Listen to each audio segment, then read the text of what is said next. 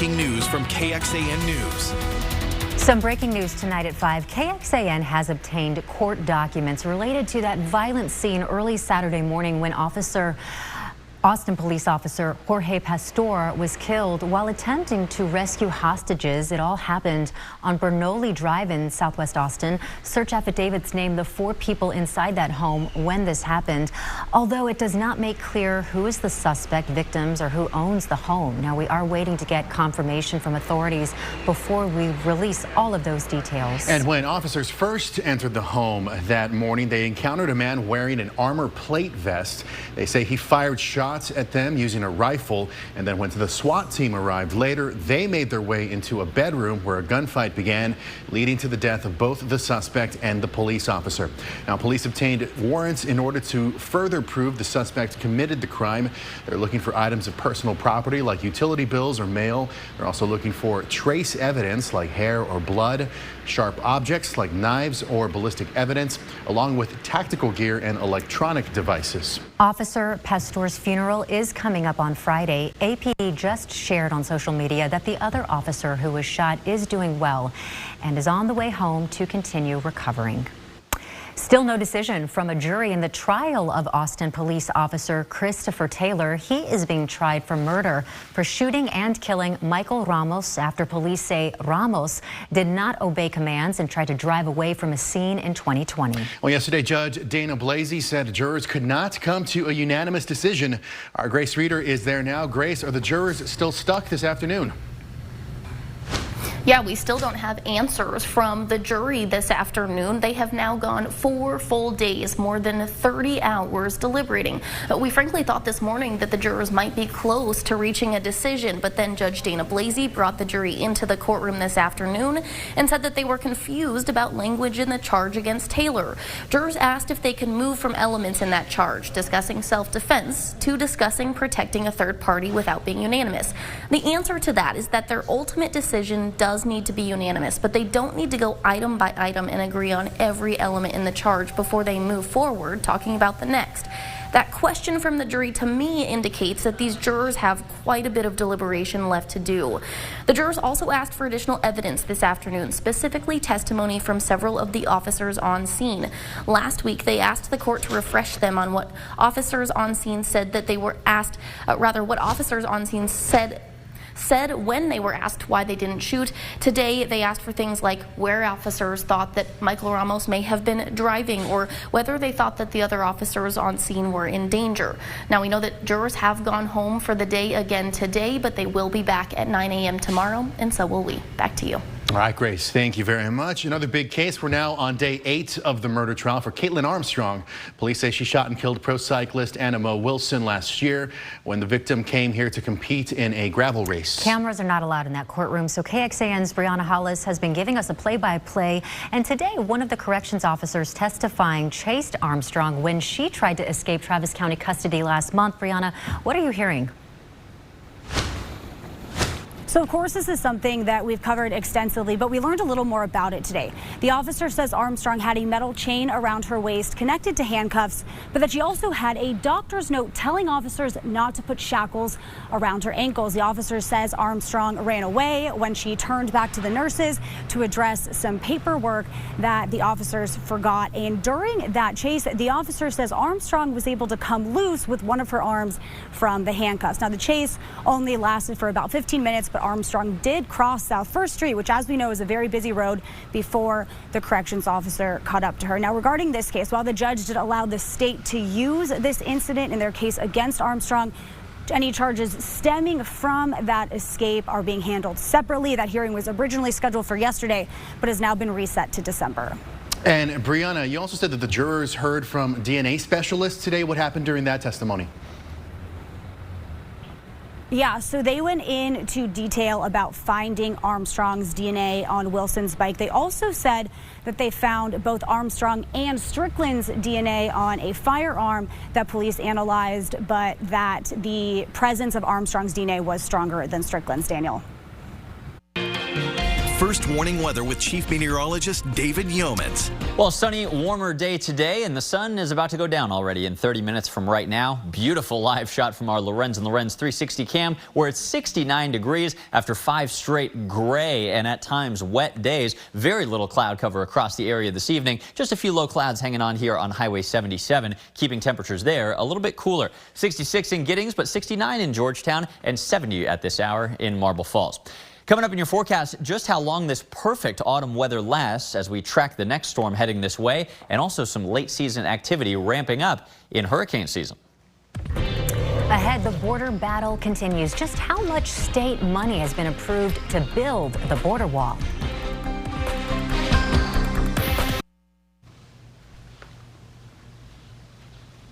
An unprecedented plan for prosecuting illegal immigration is moving closer to becoming law. The Texas House is debating Senate Bill 4, gearing up for a vote later tonight. SB 4 would create a new state crime for crossing into Texas from Mexico and effectively allow Texas police to deport migrants. Opponents call the bill unconstitutional because it usurps authority over immigration from the federal government. But the bill's supporters argue it's time Texas takes novel steps to protect the border. Democrats filed over 50 amendments to the legislation, and the heated debate could last for hours. SB 4 is a Texas solution to a Texas problem. It's a humane, logical, and efficient approach to a problem created and fostered, again, by the Biden administration's failure and refusal to secure our border. There's nothing unfair about ordering someone back from where they came if they arrived here illegally. These are folks that are going to be in our community by and large. And I don't see why we would not want to do right by those people who have followed the rules. What incentive are we giving people to follow the rules when we then say, just kidding, we're still going to put you in jail? If the bill becomes law, civil rights groups around the country have already signaled they will challenge it on constitutional grounds. Today, the Texas House gave initial approval to a bill that would set aside $1.5 billion for expanding construction on the border wall. As our Capitol correspondent Monica Madden reports, there are still many questions about how much wall will be built and where it will happen. This is a tool in the toolbox for them to use to secure the border. I can't really understand how we're determining what the metrics are here as to whether or not this is being effective. Questions of accountability loomed over Tuesday's House debate on Senate Bill 3. This is a huge amount of money. We shouldn't spend it unless we know that there is data that indicates it will impede illegal entries into Texas. The bill would give discretion to the governor's office for using the money and doesn't specify how much wall would be built. As I understand it, is about $20 to $30 million per mile. Is that a fair assessment? That sounds about right, yes. Since fall of 2021, Texas has dedicated more than $1 billion for ongoing efforts to build border walls. Okay, and how much have we built with that $1.6 billion? I believe based on our last conversation is around 11 miles. It would also set aside about $40 million to increase law enforcement presence at Colony Ridge. It's a Houston suburb conservatives argue has become a hotspot for undocumented immigrants. Taxpayers need to know how their money was being spent to effectively stop the migration into this state. And I think this is ultimately, Democrats' concerns about if this is the best way to spend the money fell flat. This is what they're asking for. This is what they say will help to protect our border. Monica Madden, KXAN News. And one amendment was adopted to require assistance to local governments and law enforcement to help cover the costs of enforcing the new law. The bill will have to clear a third procedural vote in the House, and then after that, it's going to have to go back to the Senate because of that amendment. Now, going in depth, illegal border crossings from Mexico have fallen 14%, according to U.S. Customs and Border Protection. U.S. Border Patrol arrests for illegal crossings totaled over 188,000 in October. That's down from over 218,000 the month before, and that was the second highest month on record. Arrests had more than doubled over the previous 3 months as migrants and smugglers adjusted to new asylum regulations introduced back in May. Border Report digs deeper into these numbers and what they mean for our country. You can head to borderreport.com and click on this top story. A failed bill last legislative session could reemerge, limiting conversations on gender identity and sexual orientation in Texas schools. We'll take a closer look at how some districts are already implementing their own policies. And today, a perfectly typical November day with high temperatures in Austin coming in right on target at 72. No rainfall in the bucket today in Austin. Our November to date rainfall still a little bit below normal. Your first warning forecast right after this.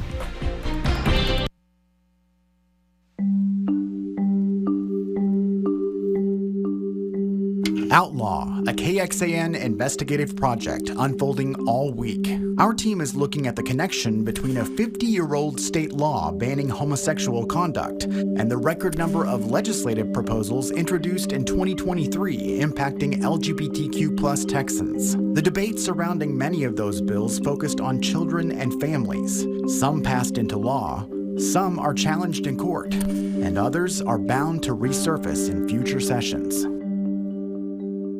Some failed state proposals are now being implemented in various forms at the local level, as KXAN's Kelsey Thompson found. Yes, and that includes new policies at several Texas school districts restricting conversations on both gender identity and sexual orientation among students and staff.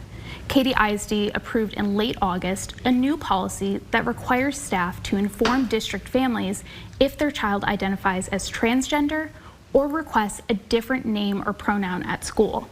It also discourages discussion about the topics in classrooms. Keller and Carroll ISDs in North Texas also enacted related policies over the summer. Now, this follows a failed gender identity bill in the last legislative session that would have created policies like these statewide, right? Yes, Senate Bill 1072 was designed to prohibit instruction on gender identity and sexual orientation for students in pre-kindergarten through 12th grade. Some proponents of the measure told senators the measure would have added safeguards for not only students, but teachers in school districts as well.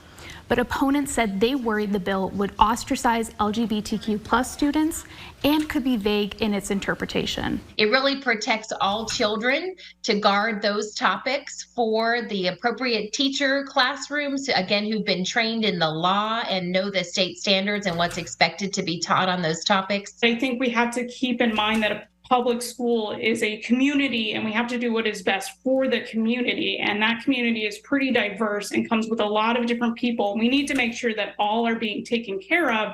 The bill passed the full Senate before stalling late in the session, and that kind of progress has some saying it could reemerge next session. But we know a similar law already exists in Florida. Yes, that's Florida's parental rights in education law. It took effect back in 2022 before being expanded earlier this year. Florida's expanded law prohibits gender identity and sexual orientation instructions for students in pre-kindergarten through 8th grade statewide.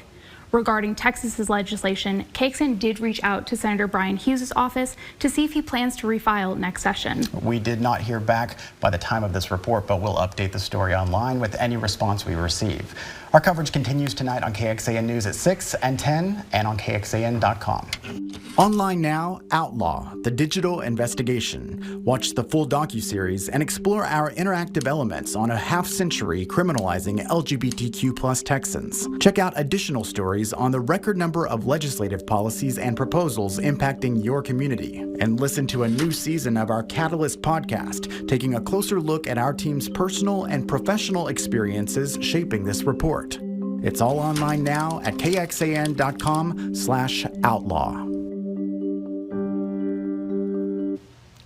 Josh, Kelsey, thank you so much for that. And now a warmer day today. Yeah, beautiful out there. November can be so nice, isn't it? I love it. This is why my wife and I scheduled our wedding in November last year. Smart. Except remember, it was 35 degrees and raining. Let's forget that, David. That brought you good luck, though, right? That's what I keep hearing. Yeah. Yes. Exactly. Who can complain about a day like this, though? Just gorgeous on the KXAN West Shore home cam. It's right on the roof here in West Campus, looking back southward toward downtown. Sun is out. Temperatures warmer than yesterday. It's 68 right now in town. North winds are blowing just gently at 5 to 10 miles an hour. That serves to keep temperatures from getting too warm during the days this week, and it also keeps the humidity nice and low. That's why it feels so great out there.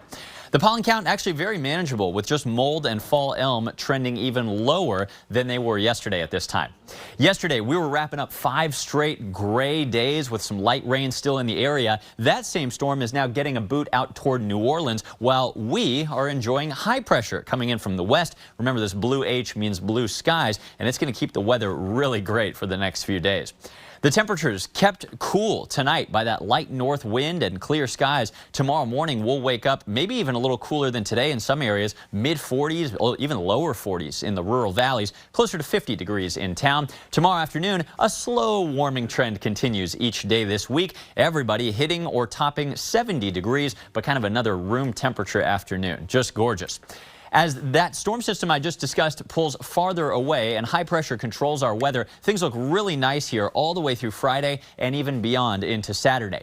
But let's hit the pause button here on the future weather projection. Notice this southwestern storm starting to bring some rain to the Four Corners states on Saturday. This is the one we discussed yesterday that should increase clouds and bring back a few rain showers at least by Sunday locally. Yet to be determined on whether most of the rain from this falls on Sunday, Monday, or potentially both. We'll figure that out over the next couple of days as we monitor new information. But what's also becoming more clear is that early next week, as that storm pulls east of us, a backside cold front on the west end of this low pressure, it's going to bring in some cold and windy weather a couple days before Thanksgiving next Tuesday. And at least as it looks right now, preliminarily, some of that chilly weather should stick around through Thanksgiving Day. We should get some rain from this, especially Sunday into next Monday. But as I discussed yesterday, we're kind of pessimistic for how much we get. We love these periodic rain events every 3 or 4 days, but this one could only bring 1/4 to 1/3 of an inch for many of us as it looks right now. Hopefully we can bump up those totals as the storm system approaches. Hey, down in the tropics, hurricane season doesn't officially end until the end of November, and even beyond then, we have seen storms in the wintertime. We have one disturbance that the National Hurricane Center is watching just north of Panama, with some thunderstorms offset to the northwest of it. It looks like the development probability has dropped just below 70% just as we look at this map. But that storm, if it does develop, heading northward toward Jamaica and Cuba and nowhere near the U.S. Tonight, 50 degrees with mostly clear and calm conditions. North winds kick up a little bit at 5 to 10 tomorrow. That'll keep us really mild and gorgeous. 75 degrees under mostly sunny skies. After that, the mornings stay nice and refreshing. The afternoons do get a little bit warm. By Friday, we're up to 80 degrees. A little dry, cool front blows in quietly on Friday night, bringing lovely temperatures this weekend. But remember, the clouds start to increase with a few showers possible by Sunday. Right now, it looks like the highest rain chance, just 40% on Monday. Then there is the cooler, windy weather as we think about Thanksgiving next Tuesday. Hey, speaking of Thanksgiving, time is running out to support Team David in our KXAN Friendsgiving Challenge. Remember, Kristen Curry and I are going head-to-head to see who can raise more money for the Central Texas Food Bank. Type in that web address or scan the QR code to make a donation now supporting the food bank. Hi, David, thank you very much. Protests for peace at the nation's capital. What these demonstrators are calling for as the war between Israel and Hamas enters a new phase. Right now, our exclusive interview with the families of American hostages held by Hamas terrorists in Gaza, sharing their powerful stories of anguish and uncertainty, but also hope that their loved ones will finally be freed. When we see you tonight for Nightly News. Really quickly, accuracy is important to us at KXAN, so we do want to take a quick moment here to clarify something you heard earlier in this newscast. We said that a search warrant related to Saturday's deadly shooting of an Austin police officer named 4 people who had been inside the home when that attack happened. The search warrant, in fact, lists 4 people associated with that home. That's the clarification. We apologize for that error. Tens of thousands of demonstrators gathered at the National Mall in support of Israel and against anti-Semitism earlier today. The rally comes as the war between Israel and Hamas enters its 6th week. Israeli Prime Minister Benjamin Netanyahu continues to reject calls for a ceasefire. Major players in Congress attended the rally, promising continuing support for Israel. America feels your pain.